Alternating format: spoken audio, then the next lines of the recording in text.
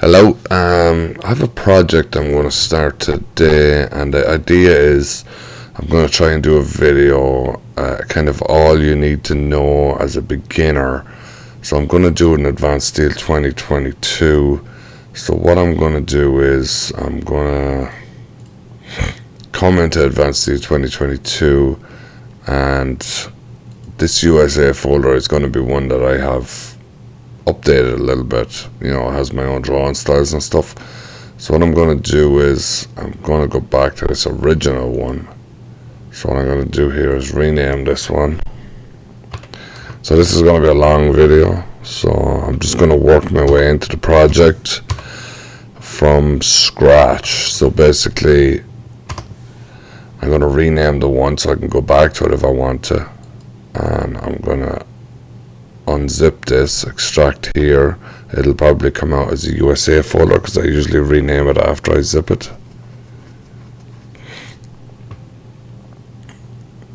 And as you can see, I renamed it before I zipped it. So what I'm going to do is rename, and you can see, wow, it's quite a while ago since I downloaded this. And I'm still working on 2021, so what does that say? I'm not sure really. Alright, so USA. So now what we're going to do is we get into it here. It's going to be a long video, maybe a couple of long videos. Some people have asked me for long videos, so we'll give it a shot. So basically we're ready to go here with a pretty close to out of the box version of Advanced Steel 2022. So what I'm going to do is I'll minimize that. This is the file we're going to work with. So we can see we have a structure here, and there's a garage here. So if I come down, go back up actually. Yeah, let's come down. Sorry. So you can see here's the garage, here's the structure, the house structure. There is another house over here, I believe, a huge big house. This is just an addition. So they're building a house behind a house, I guess. So it's right on the water, beautiful area in New York. So that's our file. So I'm just going to probably work off the structural binder to start with. So let's minimize that, and let's open Advanced Steel 2022.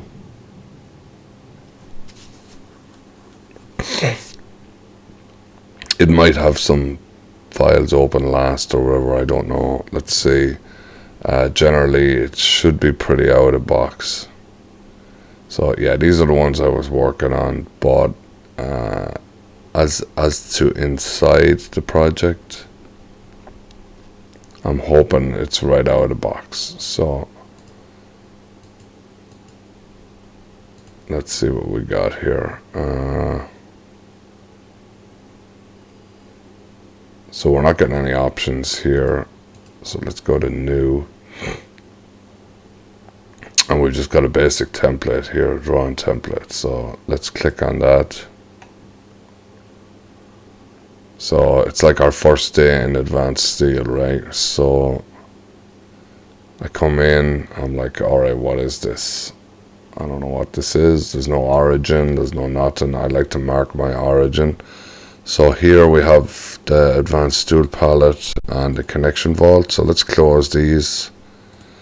And we're going to go to the Home tab, and we're going to open them again. So we're going to let on they weren't open. So let's go here, and we have our connections, our connection vault. Favorites, we don't have any. And let's go to Advanced Tool Palette.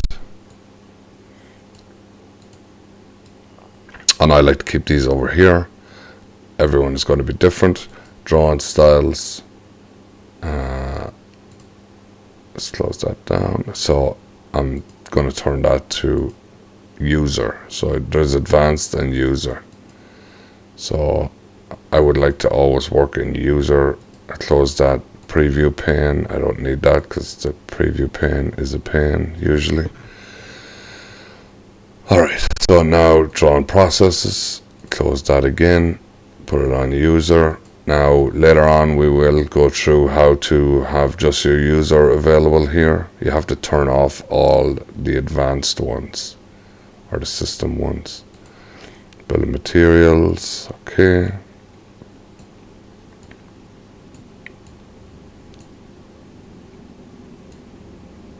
Alright, and I like to not dock this, but I like to have it floating here.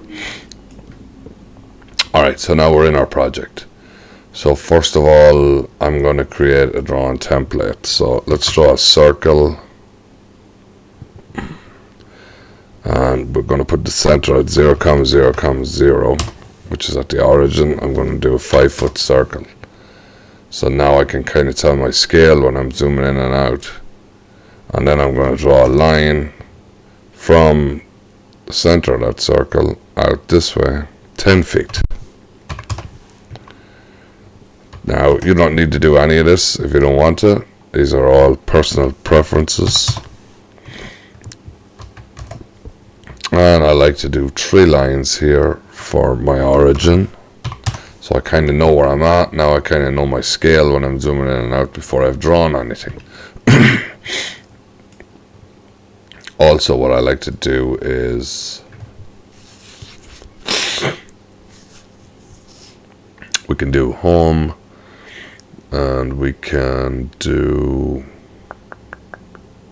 put in the compass. I like to put in the compass because all the projects should have a compass, and when you put it in here, at least you have a starting point to remember. You can rotate this then afterwards by just doing rotate. Select the point and then select your angle, or you can just draw. Sometimes if I want to get some type of a specific angle, I'll obviously draw this in at an angle. So that's whatever way you want to do it. So now what you want to do is go to Project Explorer. So this is very useful. Project Explorer. You can do your structures in here. You can do levels, queries, model views, the whole lot. So what I'm going to start with is we'll just do groups. So what I can do in groups is I'll just put in numbering. I like to have a group for numbering. Now, once I save this in the template, it'll just mean that I won't have to create this each time.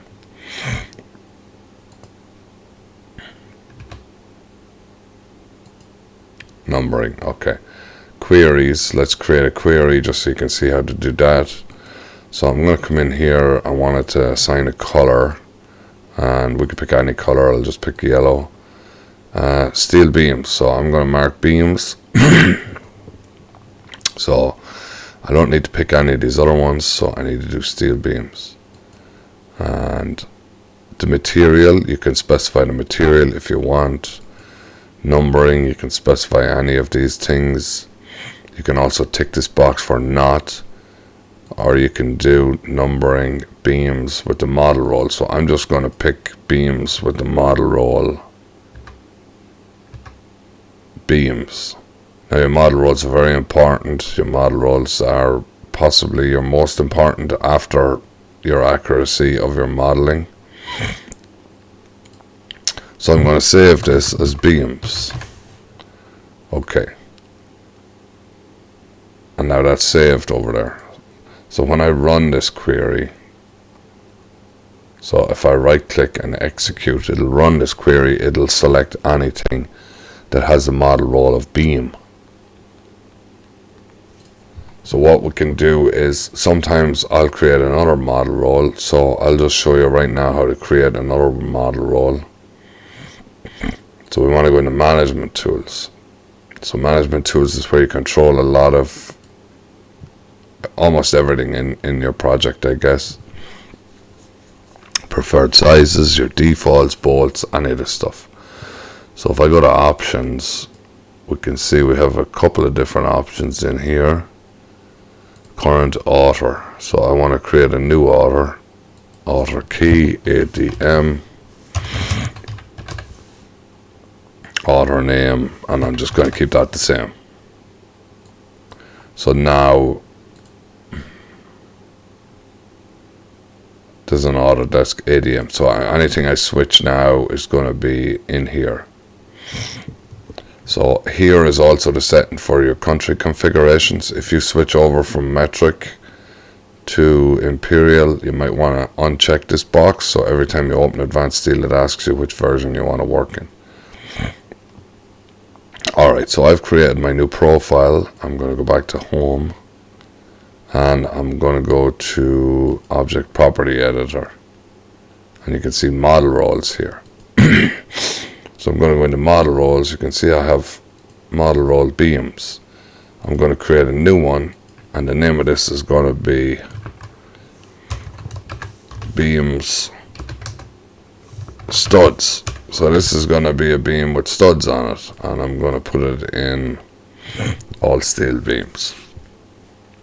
Now you can assign it to whichever one you want. It just means it'll be more available or less available to you in your selection. So if I have this as all steel beams, when I create a plate, this won't be an option for me to use as a model role. If I pick something else, all objects, then it'll be available for concrete, for plates, for everything. So we'll just leave it as steel beams for now. Apply, and that's good. So let's just close this. So we can close it, or we can just minimize it. So now what I'm going to do is I'll do one more query, and we'll do the same. We can still assign yellow steel beams.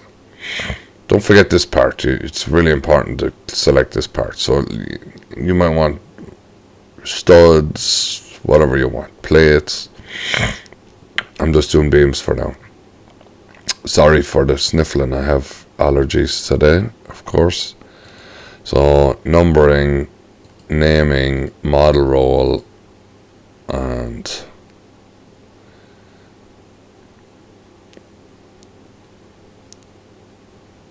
I never updated it. So now after I did that, what I should have done is came here. So anything you do in the management tools, come back here and hit this update defaults twice.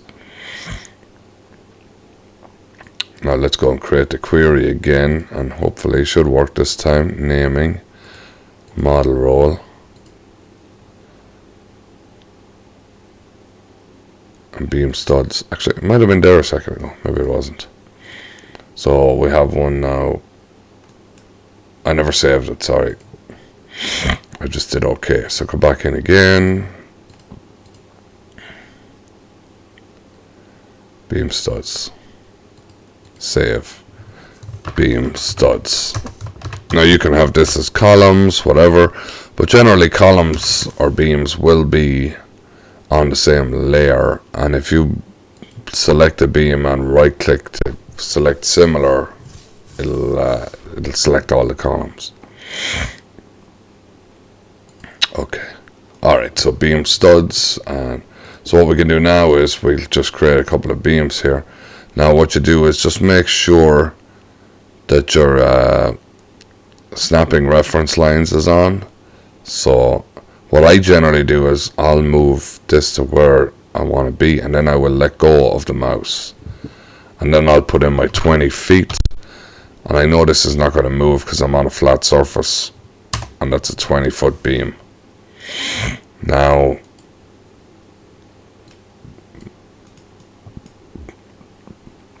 generally you're going to put the system line on the top of the beam in the center like this.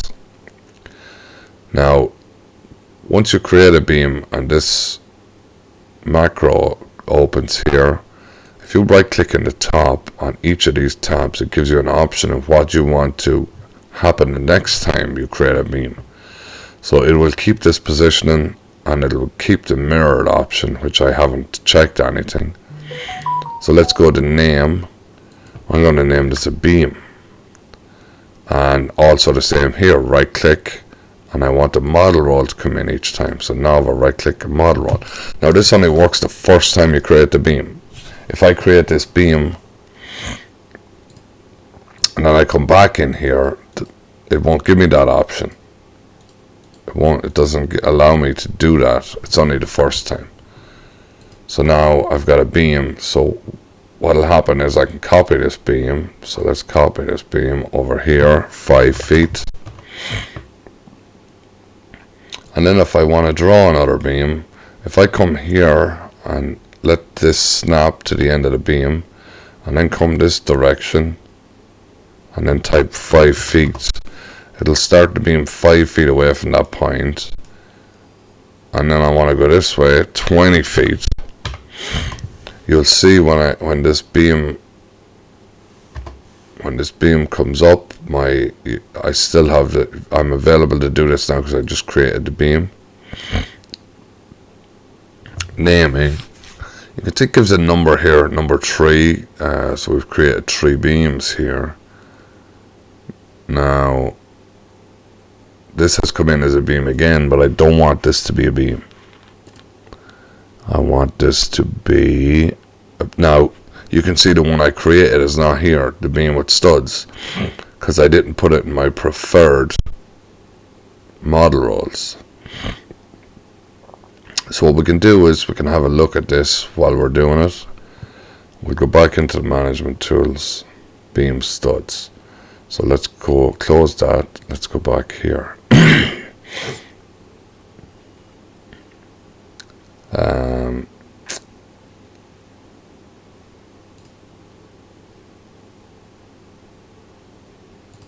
Not prefer sizes, sorry. Let's load this in here. So what I'm going to do is master base. You know what, I won't even get into it right now.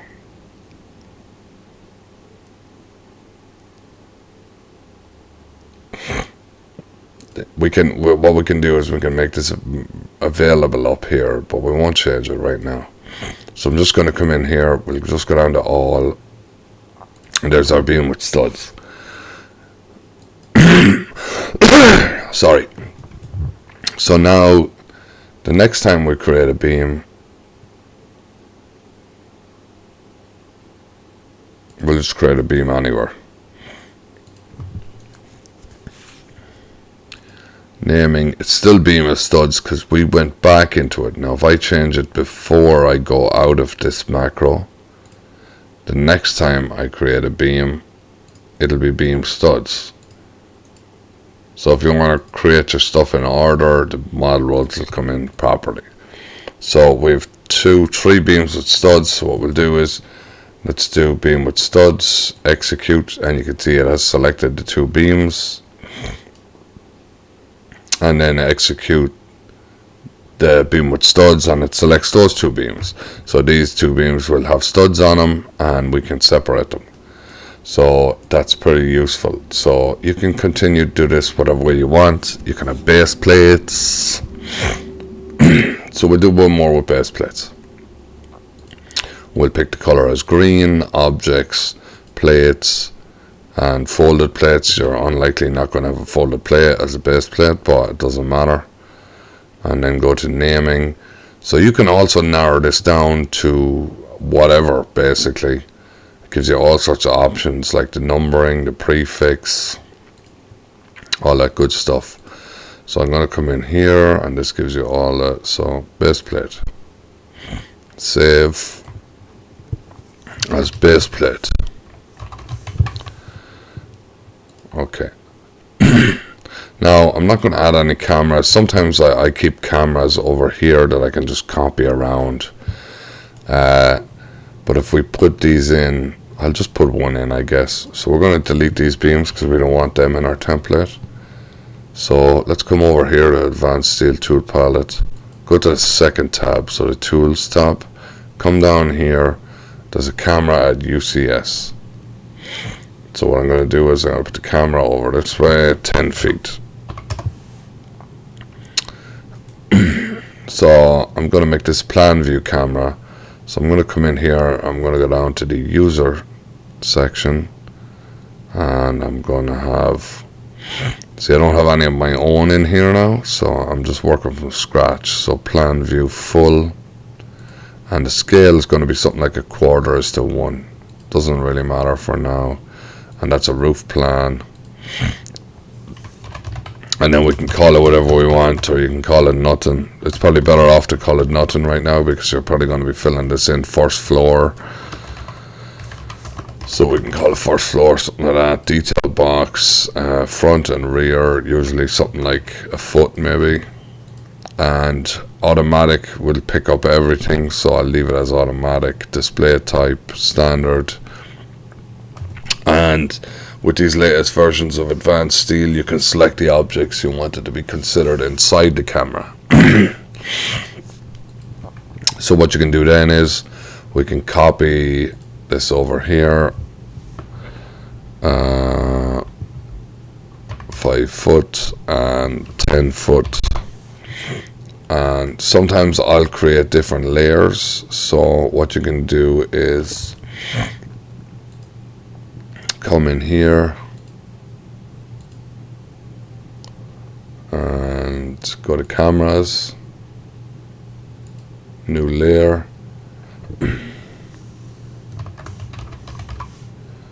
cameras, oh sorry,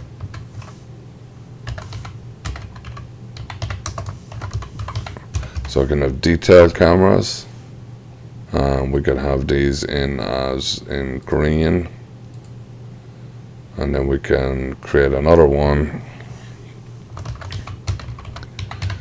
cameras elevation, and we can have these in as another color. And then this one here we can rename, or I guess we can just create a new one. Let's just create a new one, and we'll have the extra one. And it's good to have a lot of layers. Layers are very useful. And blue cameras plan. Alright, so the first one was a plan. So what I also like to do is put some stuff up here and with quick access.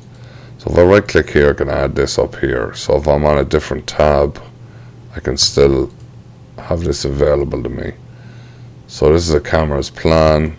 This one here is going to be a camera's elevation, and this one here is going to be a camera's detail.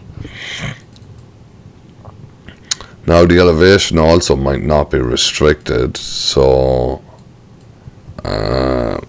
you can have this in as like Gridline 1 or something like that. Again, you're probably not going to name this in your prototype. So what I'll do is I will not name this one.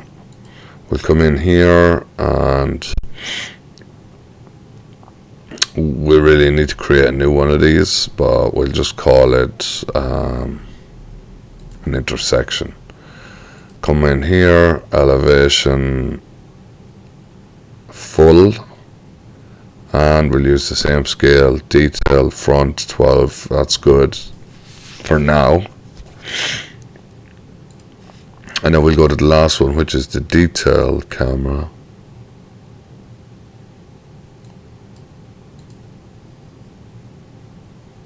And also it does not give you the option for detail here, so we'll just call it a node. Let's delete that. Come down here, detail view. Let's see what we got for detail view. So we just have this one here, detail view.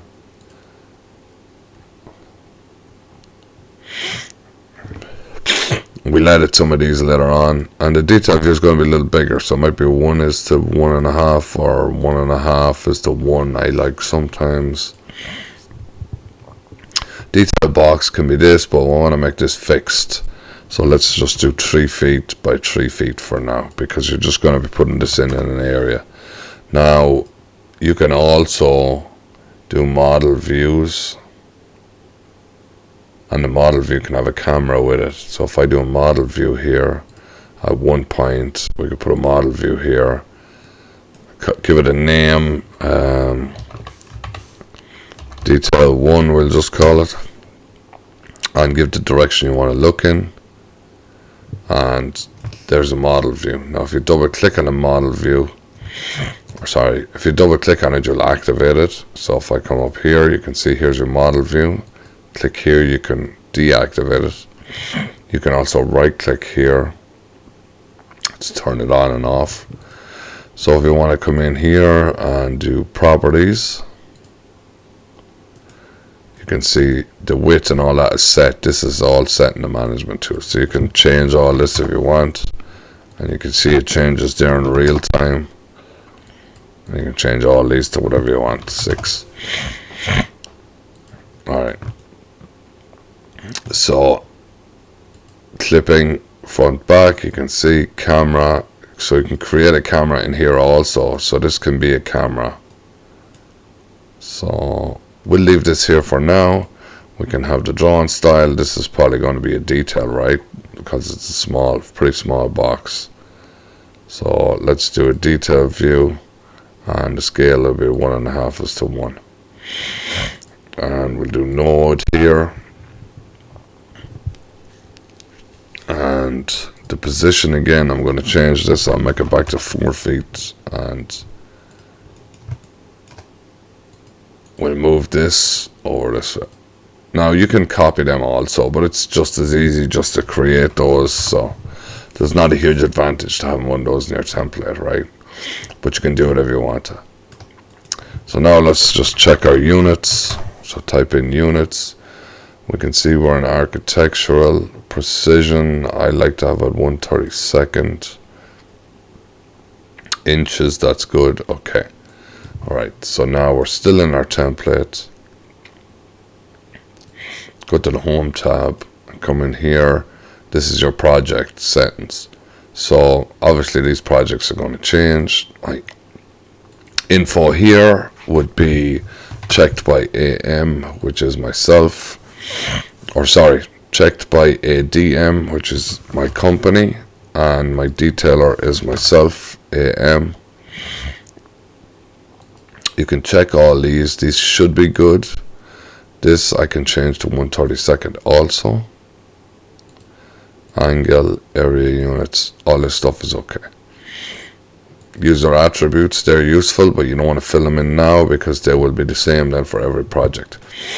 So right now we're pretty good to get going here, I think. So what I'm going to do is I'm going to delete this because I don't need that. So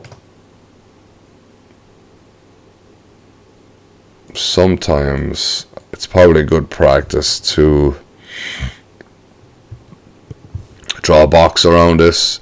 You can be as accurate as you want with this, but just to kind of show you, I think oh, I can't think of his name right now. This is how he does his prototype, so this is kind of where I got the ideas. Oh, I can't think of his name, sorry. So you can see my UCS has changed. So I want to click on World UCS.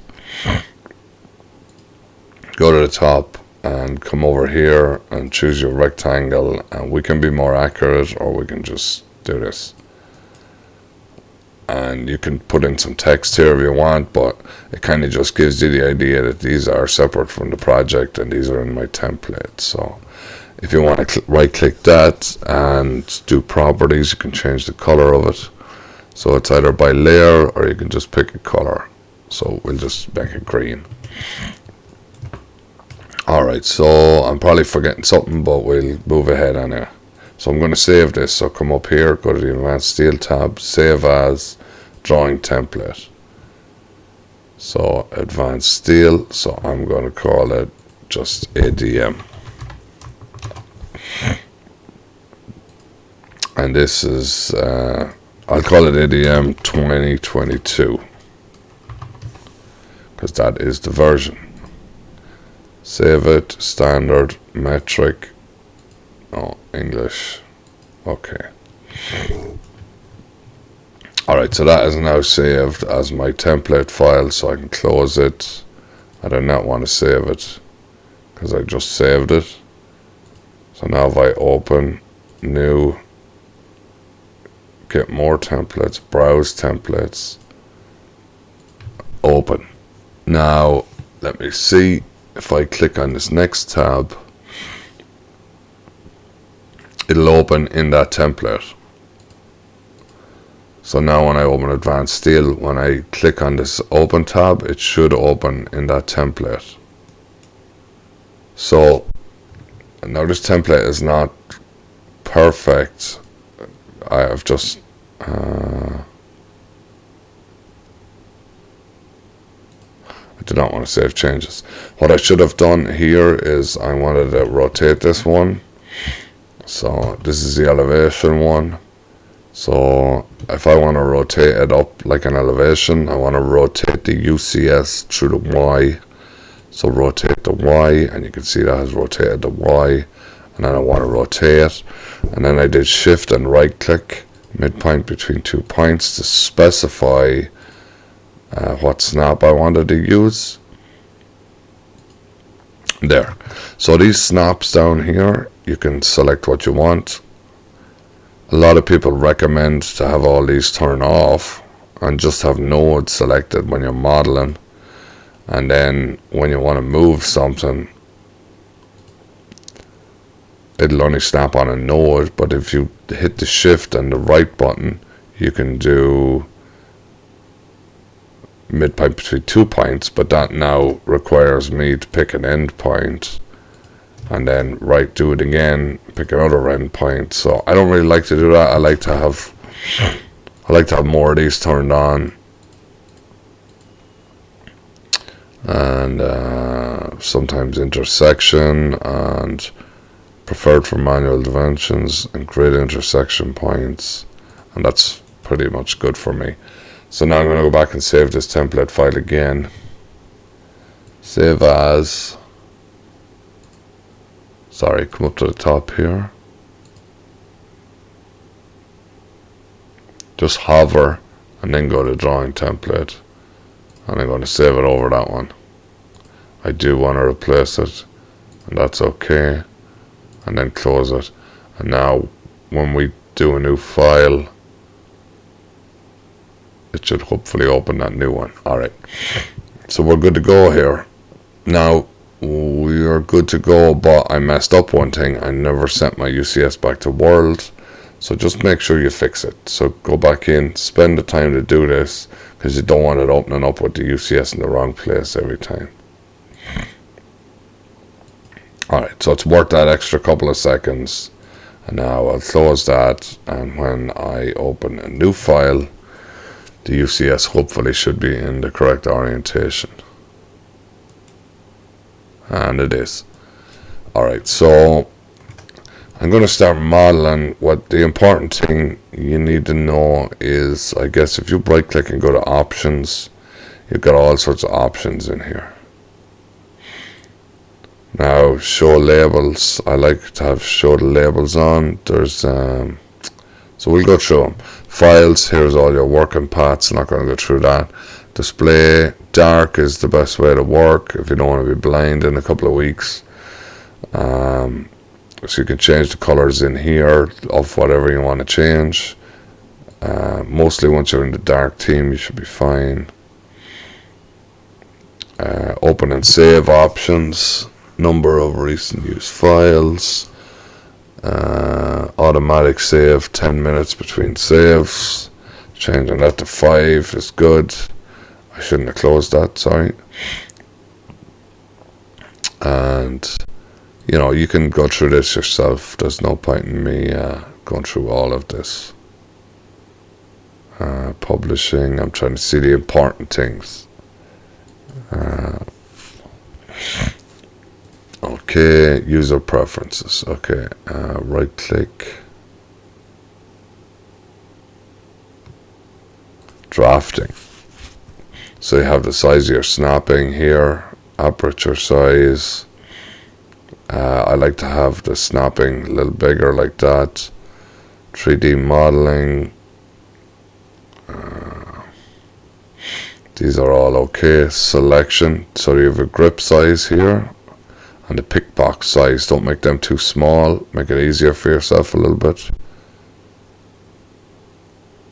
And there was one other one I wanted, the crosshairs. I'm trying to see where it is, because it is kind of useful. 3D modeling, let me see.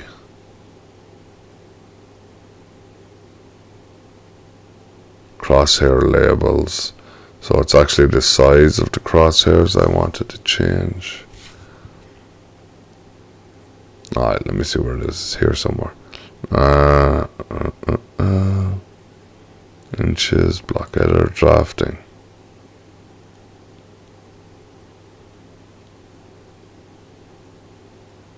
Anyway, I don't even remember where it is now, to be honest with you. It just extends the crosshairs that you have that are moving around here. And I don't know why I can't remember where it is.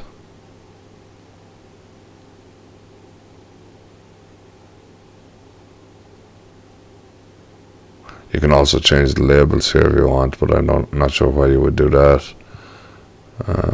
So anyway, look, we'll get back to it. It doesn't really matter for now. And really, I'm not sure why I can't find it. But anyway, you can make changes in there. And any changes you make in there, if you do make changes that you want to be all the time, then just come back and save your template again. So now we're going to have a project to start. So this is going to be my project start point, and this is going to be the project.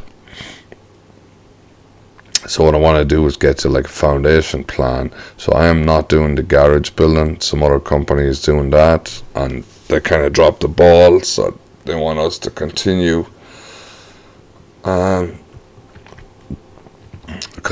with it. So what I'm going to do is we're going to add this file here. So what I'm going to do is save this first. So save as. I'm going to go to the project file wherever I want to save this.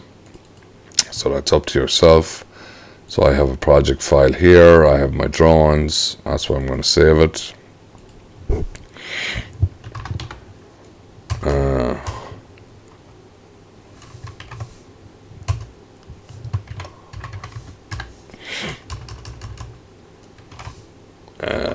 I can use the address or the name of the house, and then I'm going to save it, and we can see up here that's what it's called. Okay, so now I'm going to do export, attach, export and import, import and export, export and import. Export and import sounds a little weird, but I guess you're going to export more than you're going to import, probably. Maybe that's the reason. So let's go into my project folder, and we'll go to documents received, where I have saved the files that I received. And we're going to go to structural file, and we're going to select the first one. Now you can specify the path on screen, or you can do it here. A lot of times it's probably better to do it on screen. So what you can see is here's your file. Now it depends if you want to rely on what somebody else has drawn. I'm just going off the bat here. The chances are we're going to have to change these wall locations, probably, right? So what I generally do is I'll have a look at the scale here. The 1/8 is to 1. So if this is 1/8 is to 1, in order to get 1/8 up to 1 foot, I'd need to multiply it by 8 to get it to an inch, and I'd need to multiply it by 12 to get it to a foot. So 12 by 8 is 96. So if I select this and right click, now you could have done this beforehand. I can scale this. I'm just going to go 96. And then you have this to scale. Now it depends if they have drawn to scale. So if I want to go to tools and measurement. Now while you're here, right click on this, add to quick access, so it's up here for when I want to use it, so I don't have to go back here to the tools tab. Distance, so let's check here to here. We can see it's 16.6 and 31/30 seconds, so it's pretty close, but it's not perfect. Now you can scale it as a reference point if you want to scale it by a reference point. It's a little different. So what you're going to do then is what I like to do, and it's something that I'm actually missing here. So it's something else I should have put in here. I should have put some construction lines in. So what I'm going to do is I'm going to back out of this. So let's back up till we're just in our template file. Now you would have been better off to close this and just open your template file, but I'm going to do it the quicker way. And then I want to come in here and go to layers, and I want to create new layers. So I'm going to go to my standard layer. I'm going to create a new layer. I'm going to call it construction 1, and I like to have these as red lines. And then what I'll do is I'll just create a second one in case I want to have construction 2, in case I want to have 2 different layers of construction lines. Alright, so now I've got my construct. Now I could have just created them in that project, but then they won't be available in the next project I do. So let's come up here, export,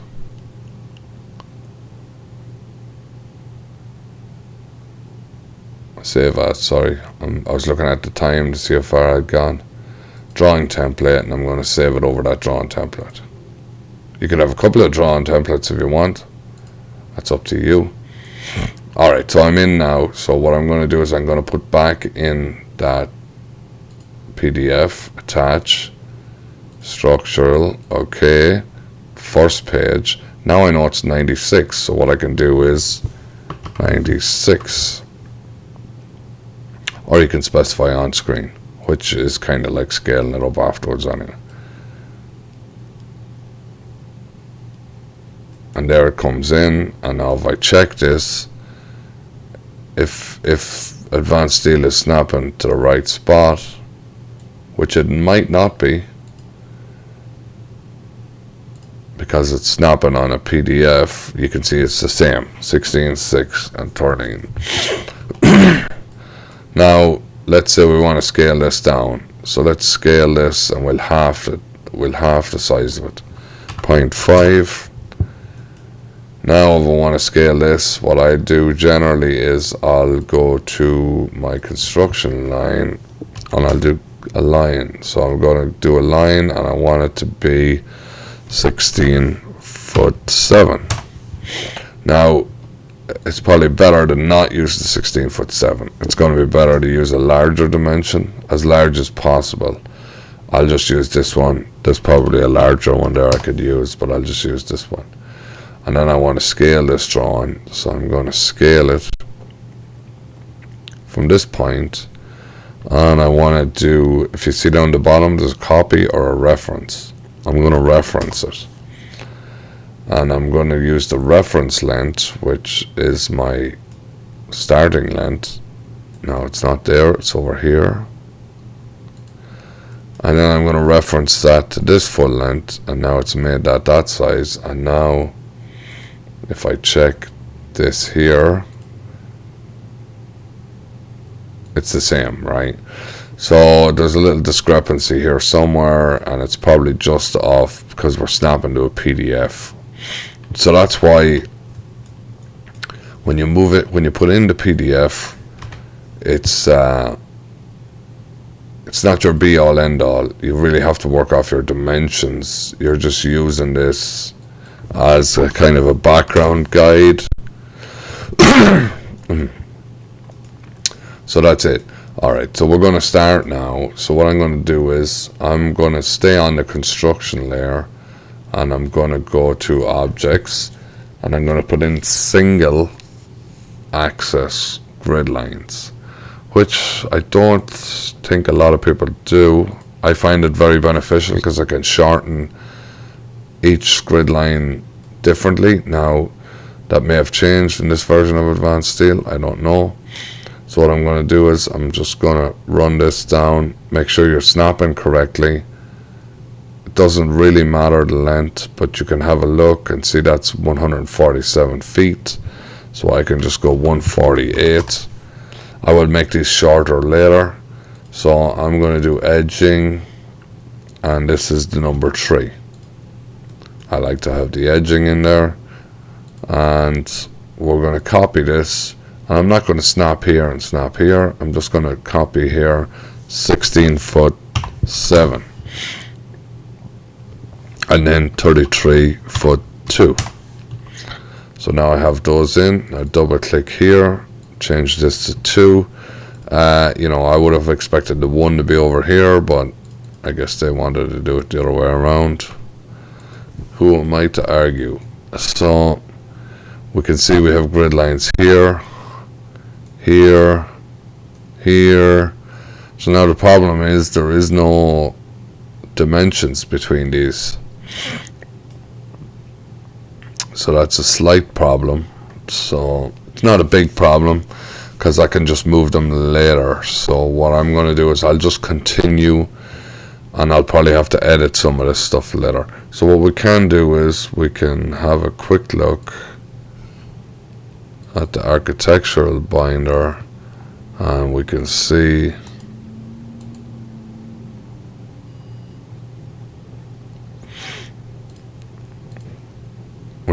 if it gives the grid lines in this, which it might.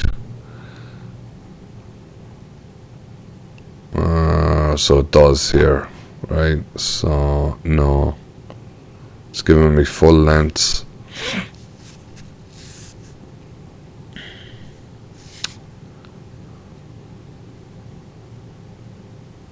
So here we have 13 feet, 13 feet, 13 feet,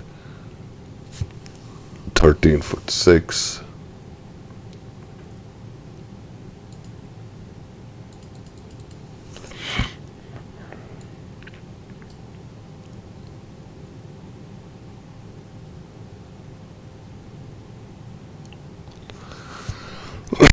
So I'm just going to write these down. So we're going to start with the C. The B line is down here, and that wall is 1 foot 6. So it looks like the B line is on the inside of that wall. No, actually the B line is here, and the wall is 1 foot 6. So I'm just going to write down B line, and the wall is 1 foot 6, and then it's from the inside of the wall to C, and 1 foot 6 is half of that is 9 inches. So I'm guessing right now, this will all be clarified later. 13 foot 8 plus 9 inches. And that'll bring me to the C line. And then from the C line, I'm going to go 14 foot 3. And then from the D line, I'm going to go 13 feet. E line is 13 feet.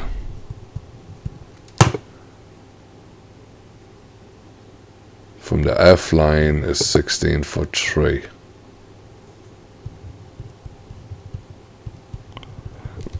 Now from the F line goes to the G, and the G line looks like it's the outside of the wall, so really should be starting from the G line, or sorry, 16 foot 3 plus 4 6 4 6 and 5 9.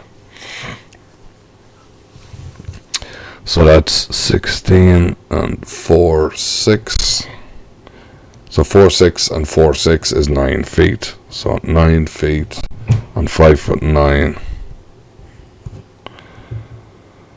So that is going to be 21 foot, 22 foot 9, 22 foot 9. Yeah, so 22 foot 9. We'll leave that open for right now in case we need it for reference. So if we come back here, we can see we don't have a grid line up here. There's the G grid line there, which is the last one on that architectural. So these can all be clarified later. So what I'm going to do is just come in here and I'm going to draw this grid line across here, and we'll just scroll a little to see the length, 45. So we'll just do 45 feet. And this was the D line, I believe. So change this to capital letters, do D line and edging, and let's make this a capital D. Alright, so now we have our D line here. So now to go down to the F line, this should be that 22 foot 9.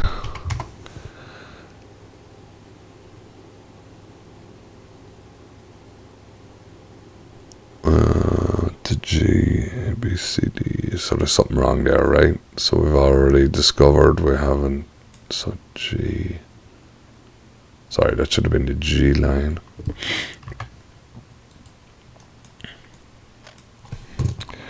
So it's not the 22. Oh, sorry, I added that up wrong. I did 9 inches instead of 9 feet.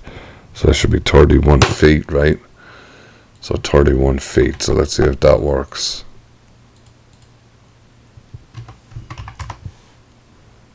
So that's not working either. So let's copy this again. And let's see if we have the same discrepancy here. It should be 13 feet. Yeah, so there's something wrong here with this first dimension. So let's go back and check it again. So you can't just copy this onto this one. That's not going to work for you. It's just going to create a total mess. So it's also hard to snap back onto that. So let's snap on that and let's just see what this distance is telling me. So this is saying 30 foot 3 1/4. If I come over here, it's saying in the Y direction it's 30 foot 3. So let's go back here and see. I went to the outside of the wall, right? And the G line is not on the outside of the wall. So is that wall again 16 inches? Is it -9?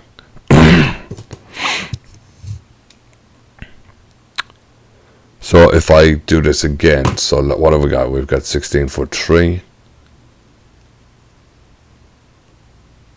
So actually it gives it to me over here, does it? Yeah, it gives it to me over here to the outside. No, that's to the outside also. Alright, so it's not really telling me that wall, but we can track down that wall later and see what thickness it is. Sorry.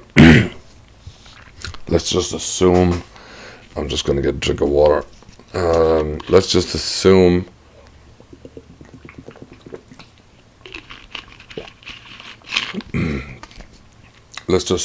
that this is a 1'6" wall again, so that we're coming back 9 inches. Sorry, I hate when the PDF starts creeping around like that.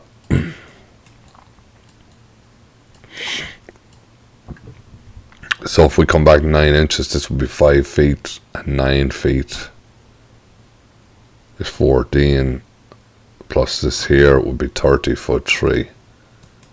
So was that right? So 30 foot 3. So let's see.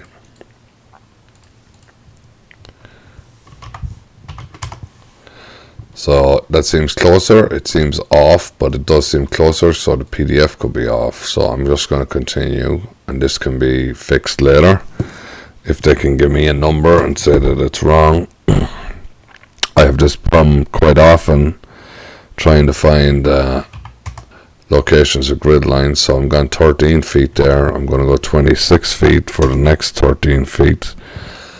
And then we'll go in and fix these. So we'll change this to F.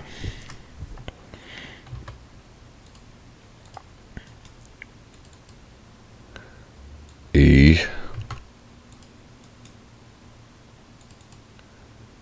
D. And then we'll go to D. So this dimension then was, I have it written down here, 14 foot 3. Change that to C. And then we want to go to B.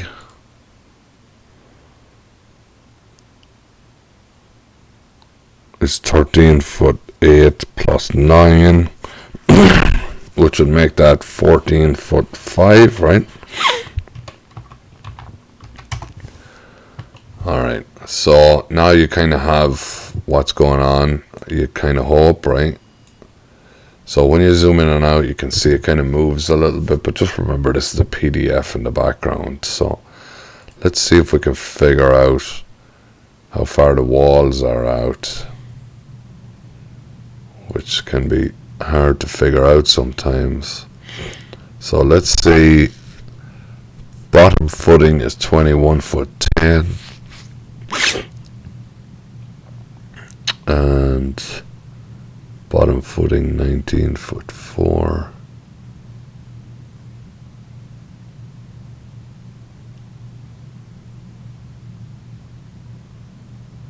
Alright, so these walls, you really need to go and find out the thickness of these walls. So what I will do sometimes is I'll just use my dimension tool and I'll see how close we are to a dimension. So 9 inches, that looks like, right? So it's 9 1/8. And this is 9 1/8, so probably 9 inches. So if we come the other way,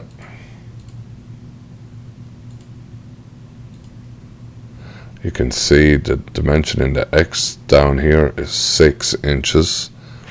So 6 and 9. So this is kind of how you figure out where you're going. Just to start with. Now, that doesn't mean you don't have to redraw these walls. So if I go over here, I go from this intersection to this corner and check over here. The X dimension is 9 and the Y dimension is 10. But we can see that the PDF is off slightly, so it's probably 9 inches either way. And it's a 1 foot 3 or 15-inch wall, right? So if we check this again, now other people have different ways of doing this. You're probably saying this is kind of crazy, you're kind of guessing, but so this is saying about 1 foot 4. So if I go up here, I thought it was 1 foot 3, 1 foot 4, so 16-inch wall. So how did I get, sorry, I'm a little confused because I thought I got 6 here.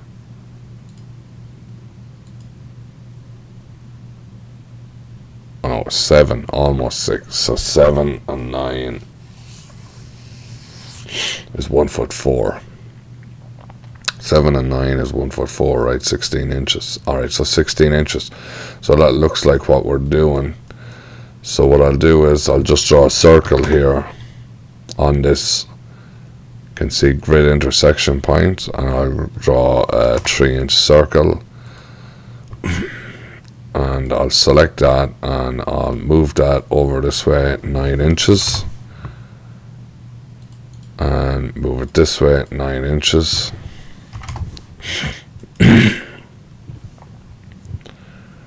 And then you can do the same over here. You can also try to mirror it if you want. So let's have a go at mirroring it.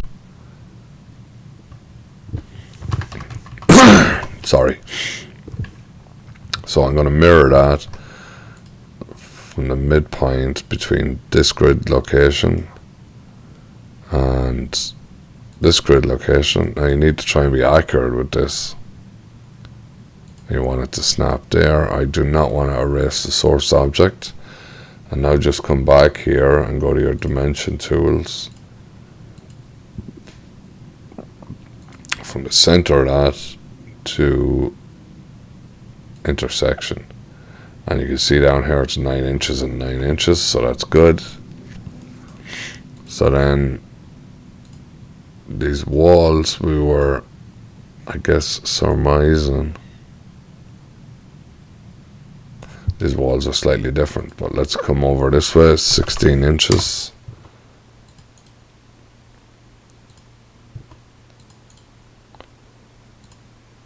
And then 16 inches. Sometimes I have like circles everywhere. So these are like my working points for my foundation.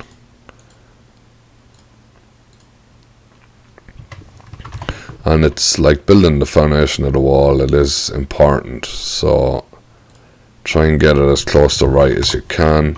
And generally at the start I will just draw these walls in as I'll draw these walls in as just solids. So as we can see, so I guess I would need to figure out what this dimension is here to this wall. So let's just go back and have a look and see.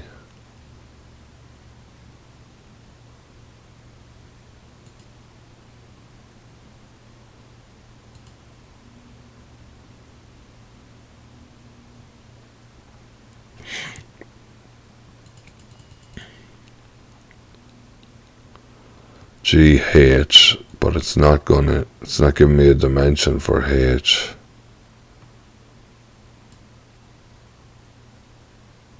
(61'3" from where? From the edge of that wall. It's giving me 136 from the edge of there.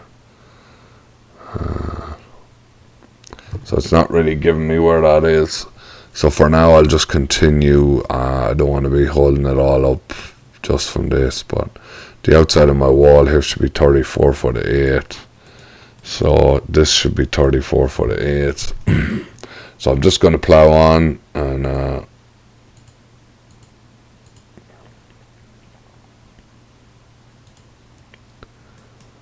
distance from here to here, 34'8", so that's good. So now I guess I'll just go off what this is, and we can change it later, like I said. So I'm just going to go from here to there, and in the Y direction that's giving me 24'2" 7/8". So we'll assume it's 24'3" for now. It's better to have good dimensions, even if they're not. It may be supposed to be 27 feet, or what was it again? So we can drag this up to see more lines down here. Alright, 24'3". I like to have 3 lines down here. Copy this. 24'3". A, B, C, D, E, F, G, H. Yes, I do know some of the alphabet. Alright, so that is probably not going to be my H line though, right? Because that is the edge of the building line. So let's go back and see. Our H line is on the center of the building. So this wall up here is not what I thought it was down here, because I have it in as 16 inches. So it's 14, 16 inches. Yeah. So it's 8, not 9 would be the center. So we're going to move this back down. I'll do half the distance of this wall, which is 8 inches. So this may need to be fixed also. So you just need to keep these things in mind, that we probably have mistakes. So what I'm going to do is I'm going to draw a line up this way. I just came down 8 inches, and that's going to be an 8-inch line. And then I'm just going to come back down here and grab these two circles, and I'm going to copy them, and I'm going to just go on the circle here, and it's going to give me the option for center because it is set here on my snaps to be an option. So, and I'm going to copy those up this direction, and I'm going to come here and filter in the Y direction. So I only want these to move in the Y direction.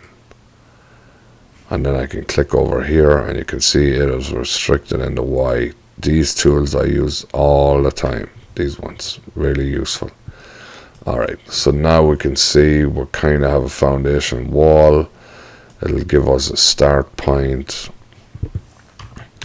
So I can just come in here, and I can go center that. Now I'll just draw these in as lines for now.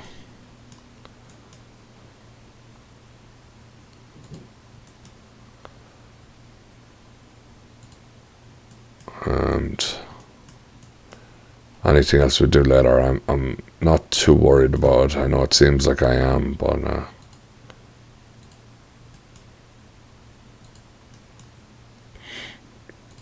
so select all these and do join, and that should, if they're in the same plane, join all those. And now if I want to do offset through 16 inches,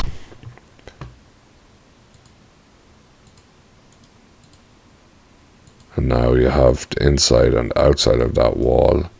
Now the location of this opening probably might end up being critical to me. For now, it's not. So what I'm going to do is,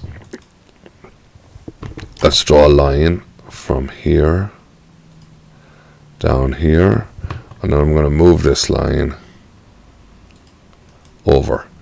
So I'm just going to see what's happening here, and I can see there 12'4", 12'2". So it's about 12 feet. So I'm just going to go 12 feet. So I'm only guessing right now. But I don't want to just copy it and snap it over here, because it's going to be some weird number like 11 foot something and 15/16 or something like that.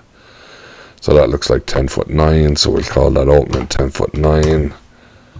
And then what we can do is we can trim, and we'll select these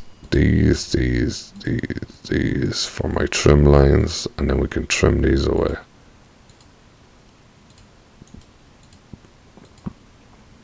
And then we can select all of these, and you can see that has selected all of them, and then join them, and then this should be all one line. And as you can see, there's your foundation. So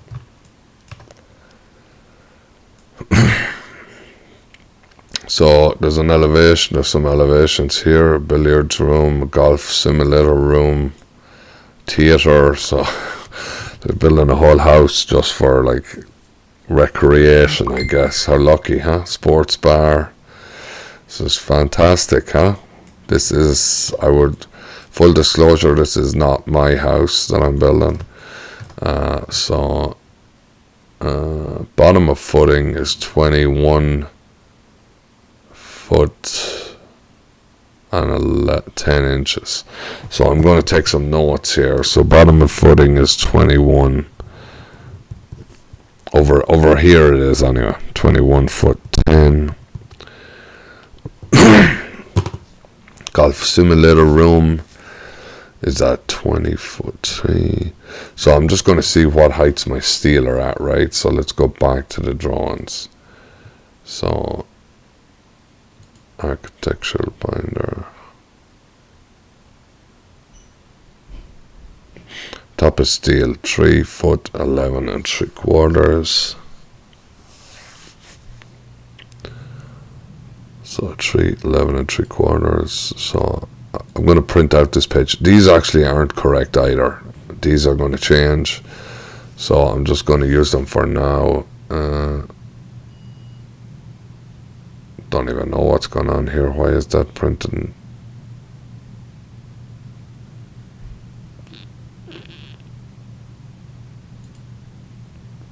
I was wondering, it was printing weird there for a second. Tabloid, okay. And I'm just going to print out the current page so I can have a look at these numbers. So that's going to print in the background right now, and this will help me. Top of steel, 3'11", 3/4. So maybe I'll use that as my start point. 5'1", 5'. Some of these numbers have changed. I've received a later drawing, but I'm not going to start looking through 7 or 8 drawings. I'm going to top of steel 2'4". So the main is 2'4", and top of steel is.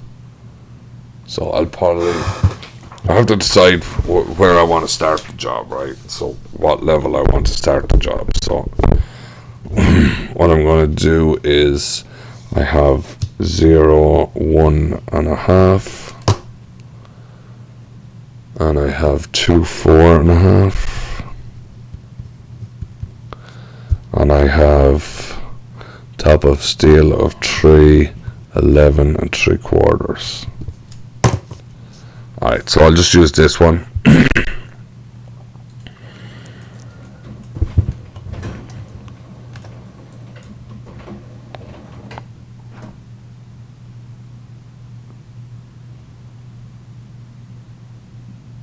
So dimension wise, it's something we'll have to figure out later. So I'm not going to get into the weeds too much about the dimensions. So basically I have my layout here of my walls. So now if I look here, this PDF is on the construction layer, which I don't want, and I obviously forgot to create the PDF layer. So really in your prototype, or sorry, in your template, you need to create another one. So what I'm going to do is I'm just going to go back over here, and I'm going to go to my standard layer and create a new one, and it's going to be PDF. So I've created a PDF layer. Now I want this in all of mine, so like I said, I should have done this in the prototype, but I'll just do it here for now. Now I can turn off this, which is useful, but this bothers me, so I also end up putting these on a PDF layer, and then I can turn off that PDF layer. Before I turn it off, I'm going to just move the UCS to this corner, and then I'm going to come here, turn off the PDF layer, and now I'm going to go to export, attach file, structural binder, open, and we'll go in and do the first floor steel, which I believe is the second drawing, yes, and we can just check the scale here is multiplied by 96 again, so 1/8 is to 1. So I'll just do it here, and then I'll select this. You can see it's coming on the construction layer because the construction layer is the one I have active right now. It is best to work most of the time on the standard layer, and when you put in a beam or a column, they'll all come in on the beam column layers. If you want to put something on a specific layer, then change it from standard to a specific layer. So now the problem I'll have is if I put this on the PDF layer, it's going to disappear, right, because I have the PDF layer turned off. So for now, I'll just leave it. So we can see we have some dimensions, but we don't have a lot of dimensions, right?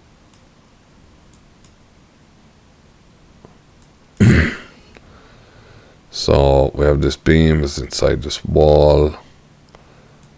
So the drawings aren't great, to be honest. So it's like, where do you go? So the G line over here, we have these beams. Now these grids can stay big unless you attempt to orbit, and then they'll go back to a better size. So if I come over here, you can see 4 foot 5 and 1/8 is the distance between these. 4 foot 5 and 1/8. So let's draw a line here. 4 foot 5 and 1/8. There's a line, and we're going to move that from the center point, and we'll put it on this grid intersection. Now it's good practice when you're drawing beams to draw them in this direction, up from bottom to top and from left to right. Now I don't know if that's really a thing anymore. It's probably not, but I'm still going to try and do it that way. So what I'm going to do is, these are all 12 by 26s. So I'm just going to come in here, and I'm going to draw this in this way.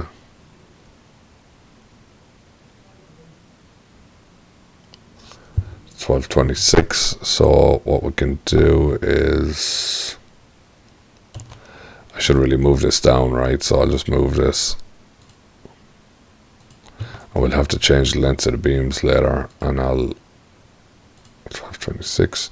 So I want to draw it in this direction, and I'm going to go in the Y direction. So I'm going to restrict it in the Y direction to there, and there we have a beam which has come in on the beam layer. There's no, it come in with the previous one, so let's change this to beam because these don't have studs right now. Section was at 12 by 26, so it came in on the right section. Position is good, naming is good, and you can put a lot phase if you want. So if I put this in as 1 because it's my first level, if we're going to do this in phases, we'll do this as 1, and if you tick the box, it will use this 1 for numbering. So if two beams are the same but they're on different lot phases, so if the next floor has the same beam, it'll be numbered differently. So we'll do that, and you can see you have all your properties here, your behavior. I want to use these for numbering and everything. Alright, so that's good. Alright, so what I'm going to do is copy this. So if I want to copy this, I want to copy it that dimension, which is 4 foot 5 and 1/8. Now I can just snap from this end of the line to this end, but it's easier right now to just type in 4 foot 5 and 1/8. But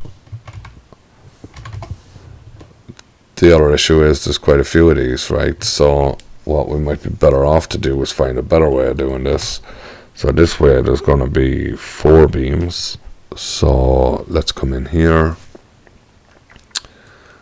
and this is I've just realized that I never resized my advanced steel. I'm sorry. Let me do it now. Hopefully you didn't miss too much.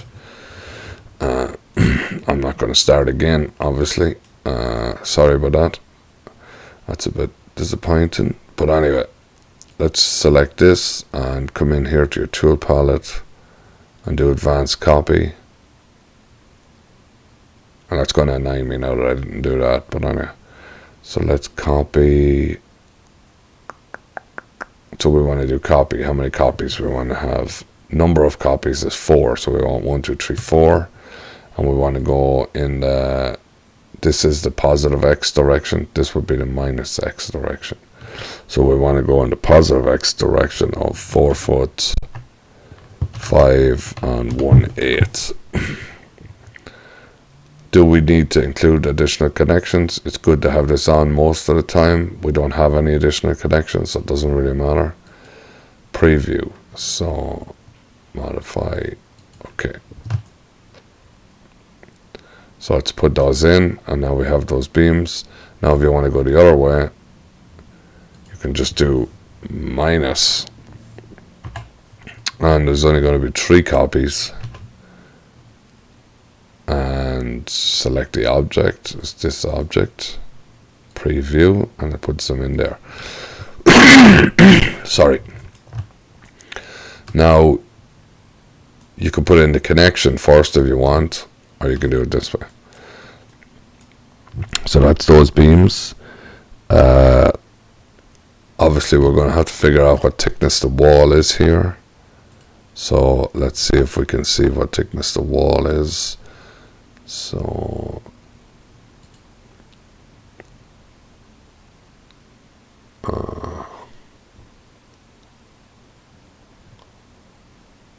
guardrail. So it's not showing me the wall there. There's a bit of a wall there.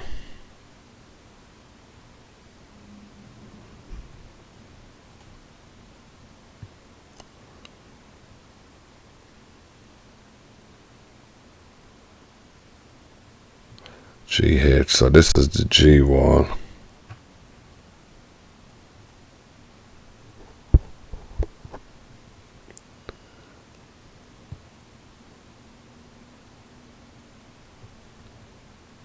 Yeah, so those beams are actually outside the G, sorry.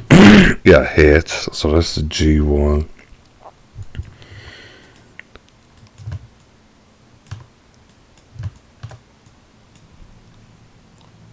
So let me turn back on the PDF.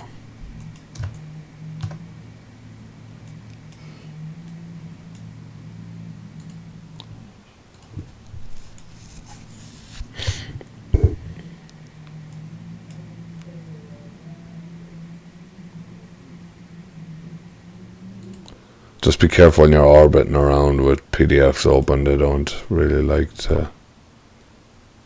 So you can see there's a step up here.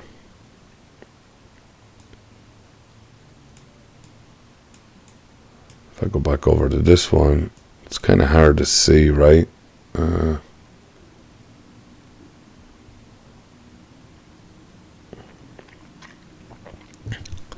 It's showing me a column here on the G line.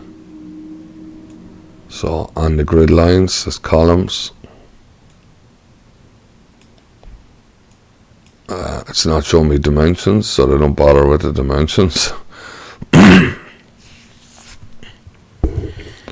So the columns are on the G line, and this beam is off the G line. So what we'll do for now is we'll just get a dimension off this.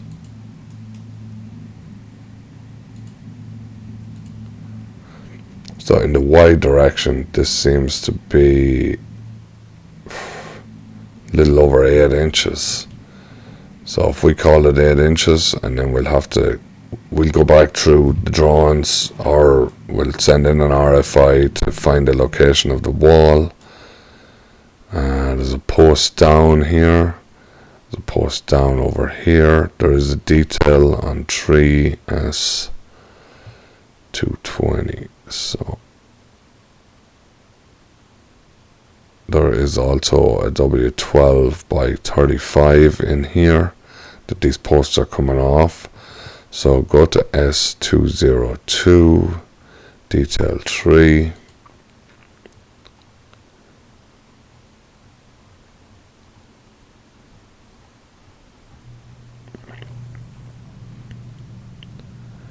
This is S202, detail 3. So this is the detail 3 at that wall. So this is our wall detail, so that's useful. So what I'll do is I'll take a snapshot of that. It'll be probably too small if I just print it on an 1117, so I'm just going to print this, but not on 1117. Just that one detail, I'll put it on a letter size.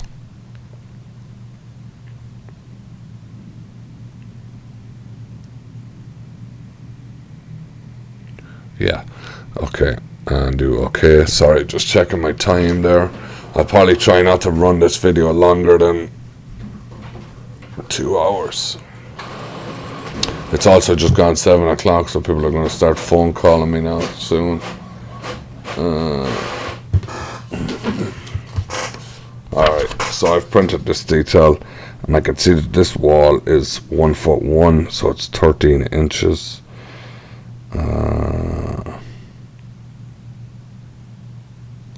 Those beams are joist hangers, so they're 16 by 13. So this 16 by 13 beam here is higher. These ones are below the floor, so the 12 by 35 is below the floor and there's posts off it. So, and it's showing me 8 inches between them. So these columns, which are very small columns, which that also is an RFI. You can see here it should give me a typical size for a column. It's not showing it here, but I believe the columns were let's go back up.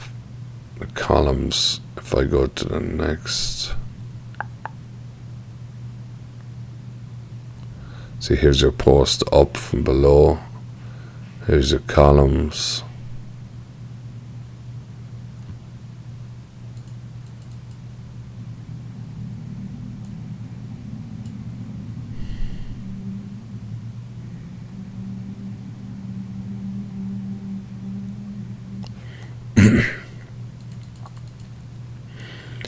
So let's go over here.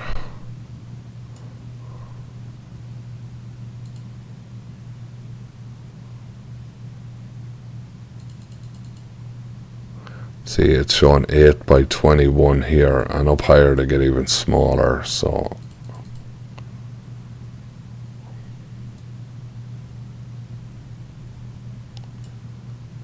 by 21. So the locations again on this drawing aren't clear either. So, you know, looks like they might be equally spaced, right, between this grid line and this grid line.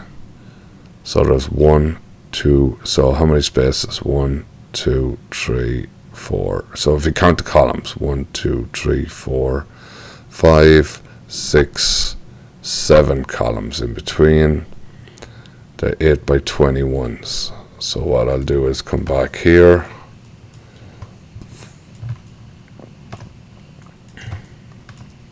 seven columns, 8 by 21s.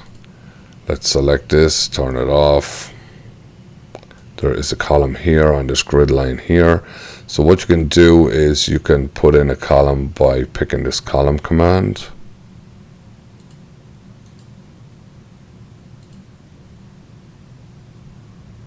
Eight by 21.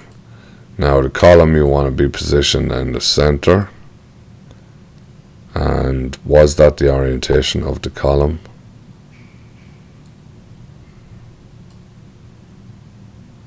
Kind of hard to tell, right?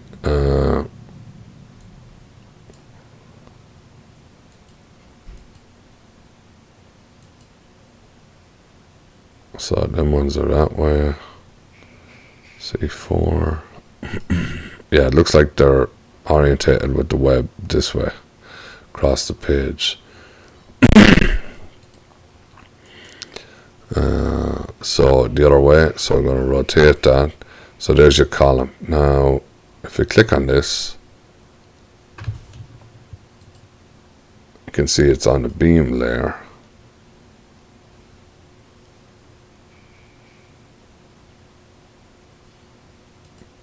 I don't know why I put that in as a column. It should have come in on the column layer. So that's interesting. I don't like these colors either. The color is pretty awful. So let's go in and change that color. That's pretty awful too, right? Alright, we'll just change it to something like that for now. Alright, so I didn't give this an actual height. It's controlled in the defaults. So if you go to properties, you can see it's 16 feet long. So I'll leave it at 16 feet for now. And we'll copy these. So what I want to do is I'm going to draw a line. I can't remember that I said it was 8 columns. So what we can do is we can copy them, or so we can do these two ways, right? Well, we could probably do it more than 2 ways, but I'm going to do it 2 ways. Alright, so we can draw a line there. We can do div. I said 8 columns, so that's 7 spaces, and that would be your spacing. And you could just copy the columns down here, or you can select that column and do copy, and we can pick here, and we can go array. So if you see down here, it's giving me the option for A for array. Number of items 8, because I want 8 items total, and I want them to fit. So that would mean I don't even need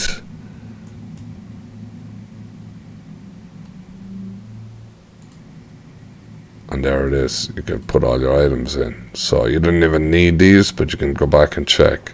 Otherwise you can copy them one by one.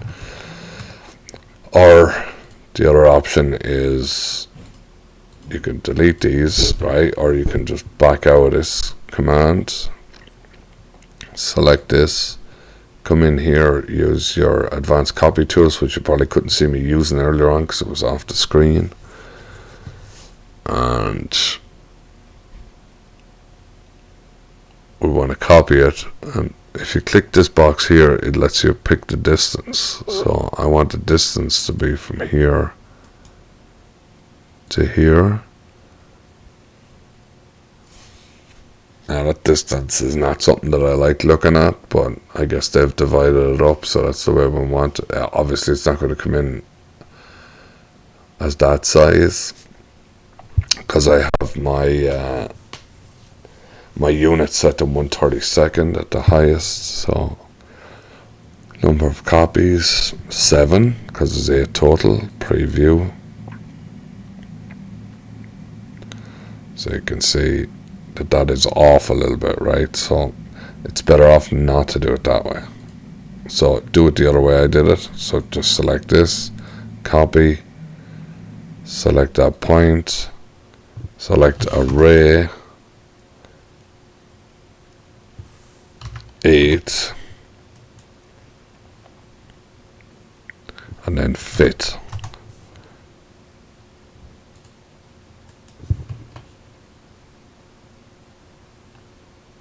You can see they're accurate, okay? So just be careful with your accuracy. Alright, and they're all columns, they're all on the column layer, so that's all good.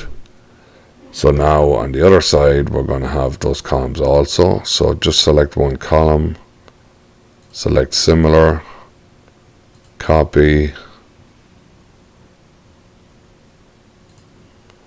and then I'm going to copy this over. And so now I've copied them to both sides. Let's go back and look at our structural.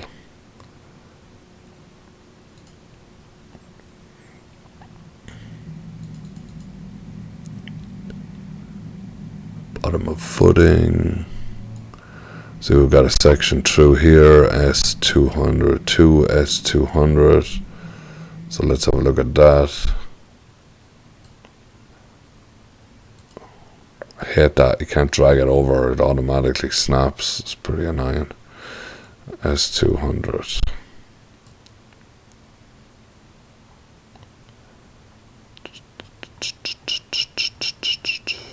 S200. So there is no S200. That's great. So no detail for that. So just keep going, right? So let's go back over here and we'll have a look, see what we got. Alright, so we got our columns in. We can see we've got some beams going across in between these, and the elevations of these beams is minus 2'6". The elevation over here is minus 3'11", and the elevation here, top of steel, is minus 1 foot. So our elevations is going to be our thing. So what I'll probably do is just finish up this floor, and then I'll stop the video. Unfortunately, sorry about earlier and not doing the side over here, but look, we've set up our template, we've got our model started. The next thing will be to continue with the model, and then maybe to do some drawing styles we need to set up our prototype for our first project, so a couple of prototypes, things like that. Look at our tokens, and I'll go through that. So it's kind of your first project, so it's going to be a bit slow like I'm doing it. So I'm just going to continue with these beams for now. So these are W16 by 31s, right? So W16 by 31s. So what we'll do is we'll draw these in at the bottom from the left to the right.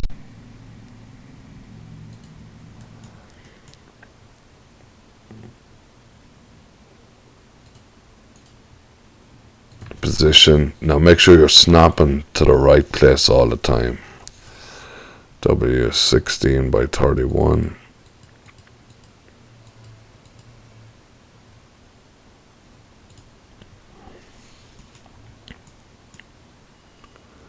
And name this is going to be beam. Now let's go back and check our columns. I think I did, right? So I've selected them all. Select similar, and then advanced properties, naming, and they are all set beam. I want them to be on the column layer. I drew them using the column command, so this should have come in with the column model role, but just make sure you always check those. Alright, so this beam here is W16, so let's have a look. I'm actually, I'm not going to be able to show you everything I'm doing, so I'm going to move this on the other screen or I'll be too long. It's flicking over and back. So W16, confirm top of steel, W16 by 31. This one is offset in pockets. So what I'm going to do is just copy these across. It's going to be 1, 2, 3, 4. There's 4 of these. So I'm going to go from here. And then we want to snap to the node. So if you want to be accurate, you can just go here and it'll just pick the node on the end of that. Right click. This is why some people just like to have the node active. See? And it snap right to the node. And then again, we'll do node. And it'll snap right to the node. Okay, so those 4, and now there's another one at the next one, but it's going to be at a different elevation. So let's go to node, and that's pretty good for now. So let's have a look back, and yeah, there's 2 more, so 3 more. 1.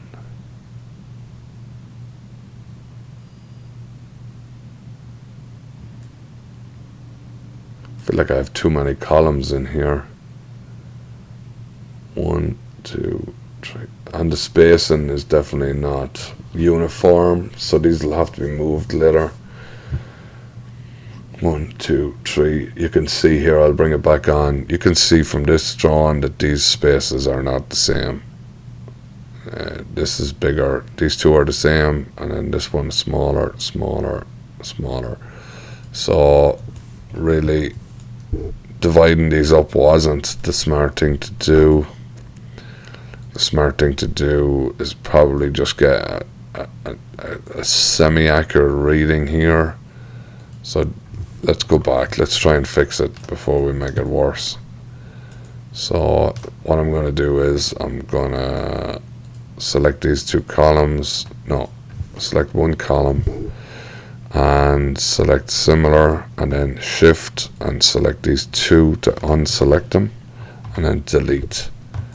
So what I did was selected them all and then use shift to select which unselects them, and these beams I'm going to also take out. So let's try and do this right. So the beauty of having this other sheet in here is that I can give rough dimensions, so, or pretty rough dimensions. So what I can do is I can check, see what this says. In the Y direction it's saying 17 foot 5 and 9/30 seconds. So that's 17 foot 5 1/4, but let's see what the next one is, and then we can make a decision on it.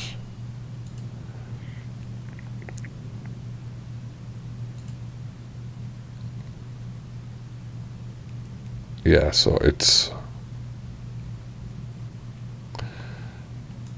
we need to decide where the walls are above, but we want to get this drawn in. It's pretty easy to move them later, so let's go back in here and see what we got again. Distance, right, so we'll do it one more time. From this column over to here was 17'5", so I'm going to write this down. 17'5".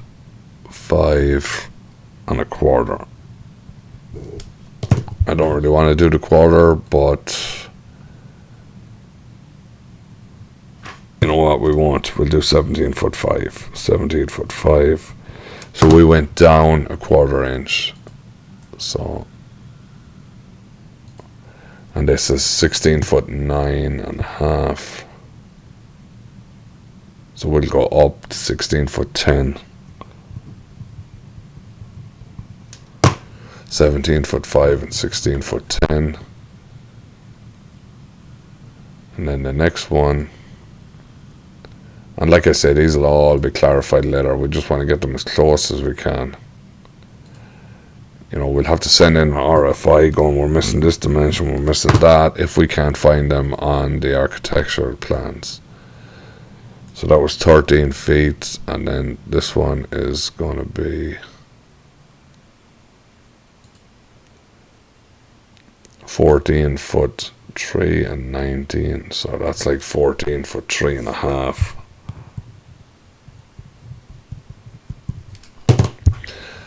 And then we'll go again.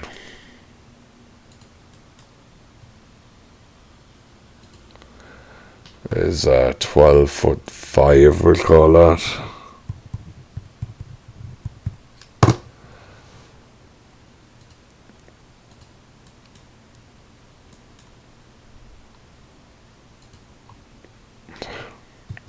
And that's 9'9". So at the end we're going to be wrong somewhere, right? So what we're going to do is we're just going to come back over and we're just going to kind of wing it. So we're going to copy this over this way. The first dimension was 17'5", and then we had 16'10", so that's 34'3", I think, at least. So let's just see if I was correct.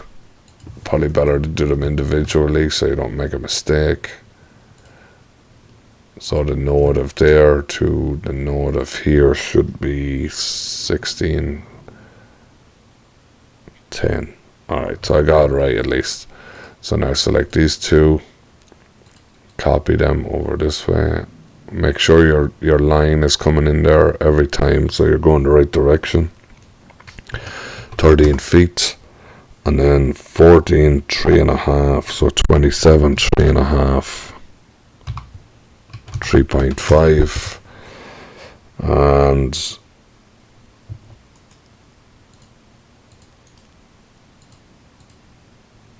and then we had 12'5", and then the last one, we'll see how far off we are. It was 9'9", and 12'5" is 22'2", and we'll see how close we were. We weren't that close at all, so we did something wrong there. The last column on that corner.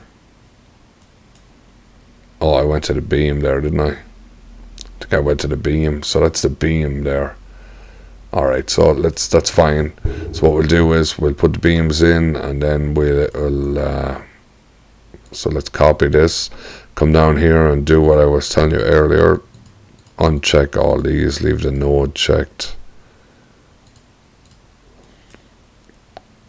So go from the node of that to the node of that, to the node of that, to the node of that, to the node of that, to the node of that, to the node of that. But then these columns are in the wrong place, So let's select the columns and let's move them from the node of that to the grid intersection point.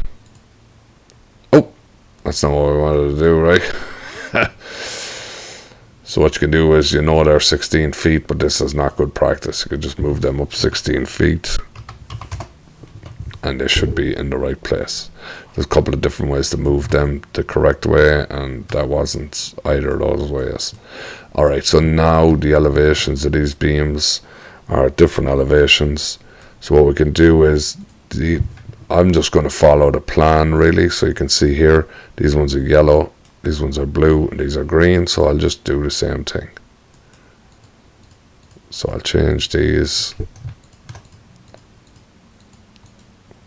And then adjust properties. And that'll bring up this basic AutoCAD properties box.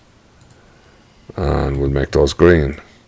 And then we'll select these three. And we'll make these yellow. Now the elevation is the thing. So what I'm going to do is, generally you're better off to stay as close to, use the origin. So you want to be near the origin and you want to start in the XY plane, as I have. Now, generally I would do this one. So it's only minus 1.5 inches. So I would probably just move these down. But let's say it's minus 20 feet. So what I'll do actually is I'll actually use these ones. I don't know, that's going to confuse my own brain. So what I'm going to do is, you can set the elevation of these. So if you go to put in your first elevation symbol, and let's say we put it in on the corner of this beam over here. Right now I have all them snaps turned off, so let's just come back in and turn on some of these. Alright, now snap there, and that's 0. But globally I want that to be minus 0 foot 1.5. Now that datum level is 1.5. So let's change that to minus. So that's minus 1.5. So you can set that to whatever you want. So if this is 200 feet, you can set this to be 200 feet. And then you can just work from there. Some people have been like drawing in models and then moving them to 200 feet. Don't do that. Just put in your datum symbol here, go to global, and then you're good to go, right? So do that, and now this is already set to 1.5. So now I don't need to worry about moving these ones. These other ones over here were at minus 2 foot 4.5, which is another 2 foot 3 down. So let's select these and move these 2 foot 3 down, and then select these ones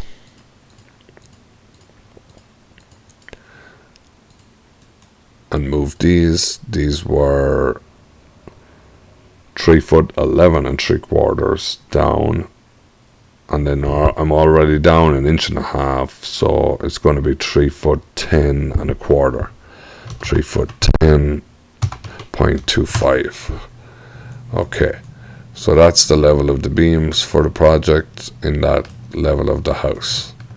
Now go back in and get your datum line here, and we want to put it on the center of this beam, and we can check, and it's 2 foot 4.5. That's what we wanted, minus 2 foot 4.5, sorry.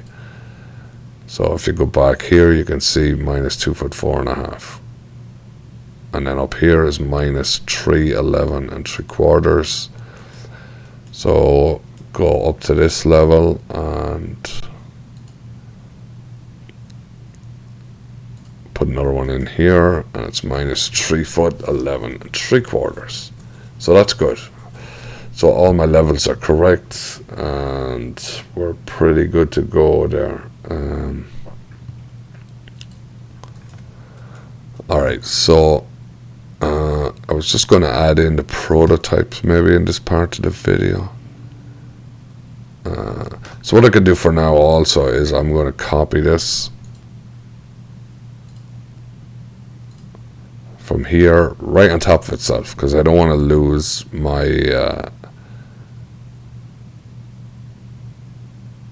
doesn't want to copy it on itself for some reason. Alright, and I want to extrude it down, and I'll just go like 10 feet so we can kind of see what's going on now.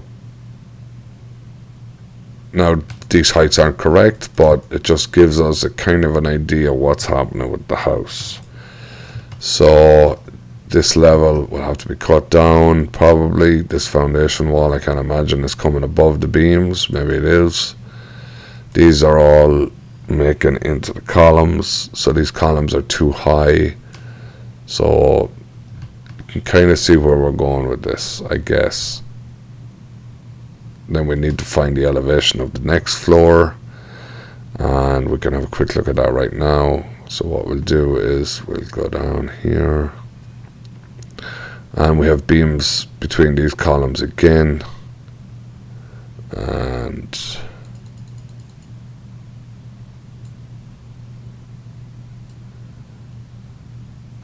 these are all moment connections.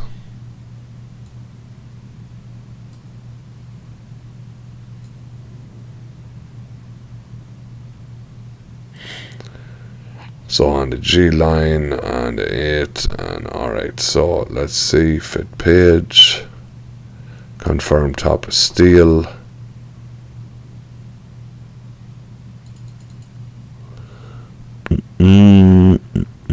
Alright, so we'll just call it a number for now. So what I'll do is I'll copy this up, and if we call it 12 feet, we'll come up 12 feet because this is also going to be down. So what I'm going to do is I'm going to come back here and I'll change this by layer, so that beam now is by layer, and then we can copy this again from the node of this beam to, now you can see why some people like to leave the node on, to the node of this beam. And this is an accurate way of modeling, because it's not allowed to select anything else. And there's your beams for the next floor. These are going to have moment connections. You got to put beams on the outside, all that. So that's good. Obviously I'm going to go and track down these elevations, and I'll do a little bit more work, and I won't really put in any connections or anything. We'll do that in a little bit. Also, you want to select these and select similar, and we can put the grids on the grid layer. And this one here, we could put this PDF on the PDF layer. And as you can see, you can't see the PDFs unless you're in the 2D. So go to 2D and you can see, so I can select that, turn that off. Alright, so you can turn it off, you can turn off the whole layer, and shaded. So that's the beams on that floor, and as you can see we have W12 by 14s around the outside. W12 by 14s, yeah, on either side. So if you want to put them in right now, we can do that. So let's do W12 by 14. You know what, we have nodes selected, so we can do the node of that beam to the node of this beam. Keep it in mind that I'm trying to model this way and this way all the time if I can. Now we could copy that over. W12 by 16. Was it 16 or 14? 14, right? W12 by 14.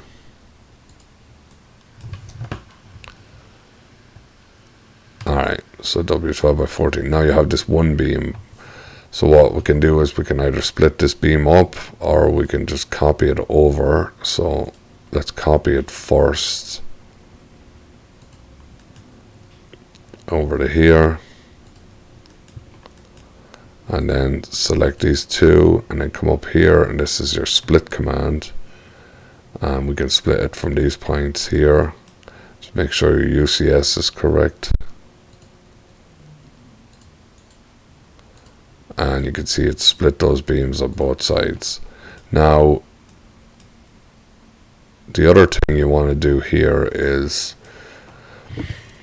you want to change the lot phase. So let's go in and select all these beams here. So if you want to select all these beams on this level, come in here and go like this, and that has selected all those beams. Now it is actually better to do that in 2D wireframe, because sometimes you'll miss some objects. Go to advanced properties, naming, you can see lot phase, I want it to be 2. Okay. Now if you see, select similar.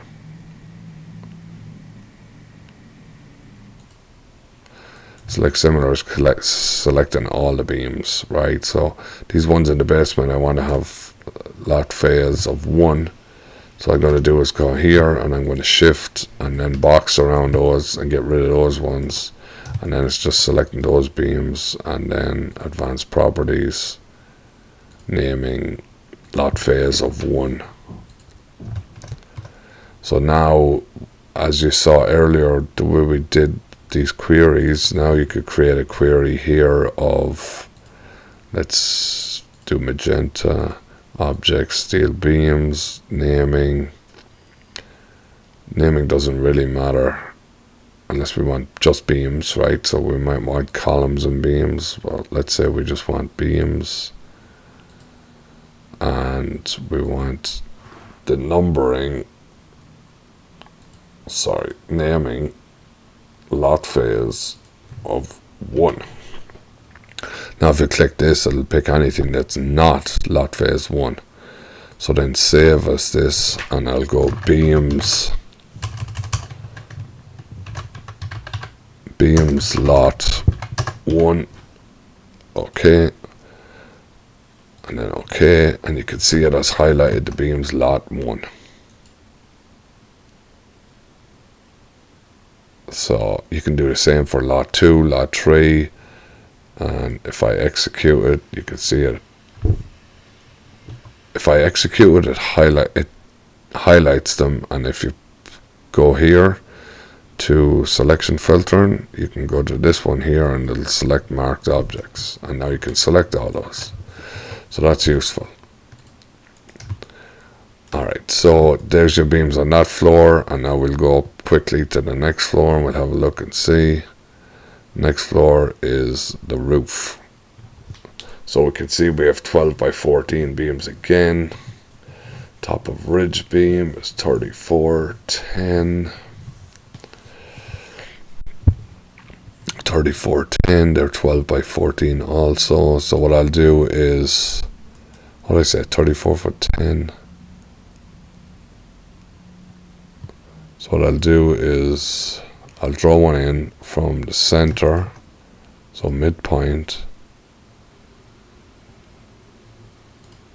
Now I want the midpoint of the system line, so just be careful. Now if you want, you can just run this right past,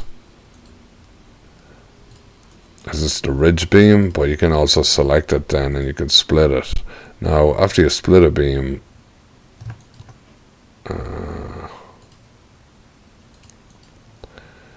see, I split that beam. Now if you want to put it back together, just use this one, and it'll put it back together.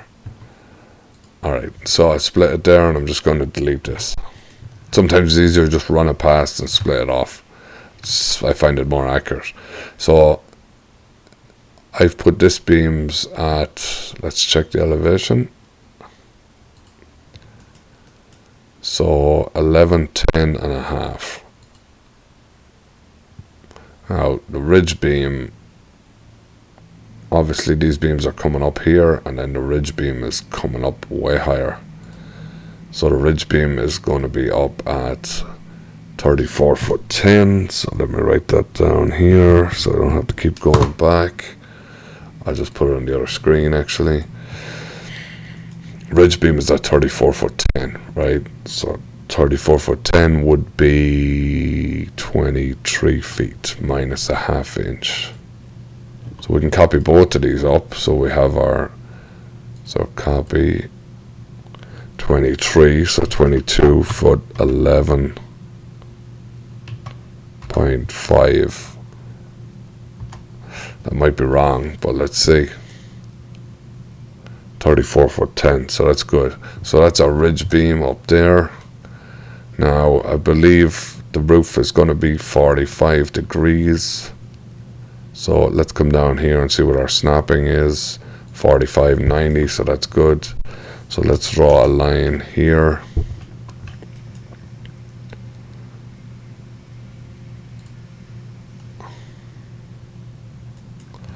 So let's draw a line. We won't know which end of the beam this goes from, but it doesn't matter. So we're going to rotate through the Y, sorry. I'm going to rotate through the X, sorry. So we're working in the XY plane. And then we're going to draw this line at 45 degrees. So for me that doesn't seem right, but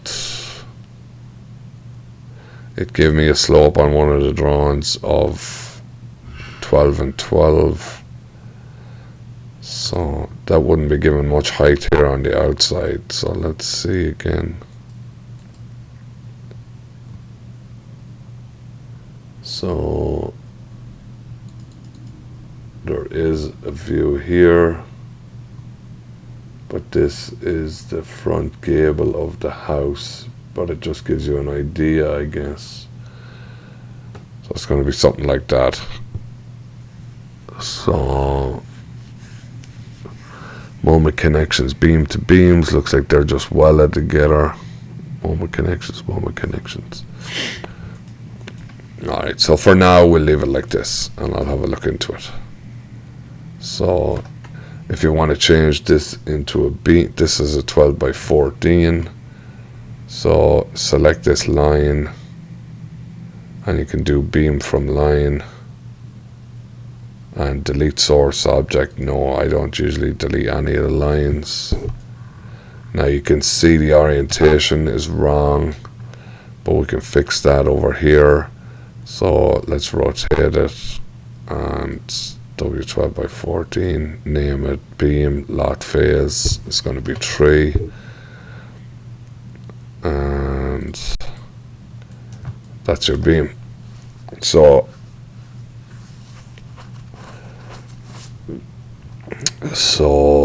what I'm going to do is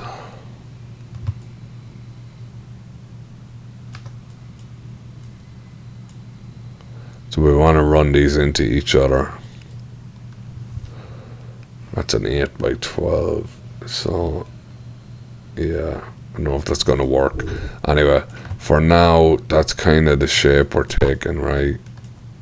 And from there we're going to start putting in the rest of the members, and then we'll start putting in some connections, and that's kind of where we'll go with it. So for now, I guess this is about 2 hours, so I'll leave it at that for now. And I do apologize about the start of the video when my screen was off. I'll go back and have a look at it and see how bad it is, but I don't think I'm going to have time to restart the job, so it's going to be what it is. Alright, I hope you find this helpful. It's kind of a slowdown of the process, and I'll maybe put some numbers together to make it a little faster. I'll add some custom connections and or custom commands, and we'll take it from there. If you like the videos, please subscribe and like and give me some comments if they're any use. Alright, thank you, bye.